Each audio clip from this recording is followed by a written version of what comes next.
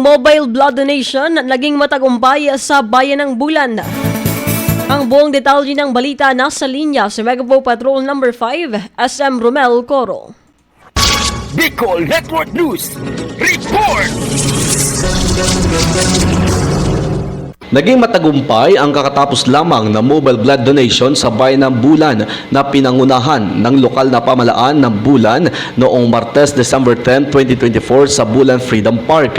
Ayon sa impormasyon, katuwang sa aktibidad ng Human Resources for Health or HRH ng Department of Health or DOH at ang Rural Health Unit or RHU ng Bulan. Samantala, sa isinagawang blood donation, nakalikom ng 129 bags na dugo mula sa 146 donors na kinabibilangan ng mga pribadong individual, barangay official, pribadong sektor at ilang kawani ng munisipyo ng nasabing bayan. Sa kabilang dako, lubos ang pasalamat ni Mayor Romeo Gordola sa suporta at pakikiisa ng mga nabanggit na donors. Ayon sa alkalde, ang mga nalikom na dugo ay dadalhin sa Bicol Regional Blood Center para sumailalim sa pagsusuri bago ito ipamahagi sa mga nangangailangan. Mula dito sa bayan ng Bulan, Sorsogon ng Wow Smile Radio 95.3 FM para sa Bicol Network News, Megawa Patrol No. 5, Romel Gravador Coro, tatak, tunay na serbisyo.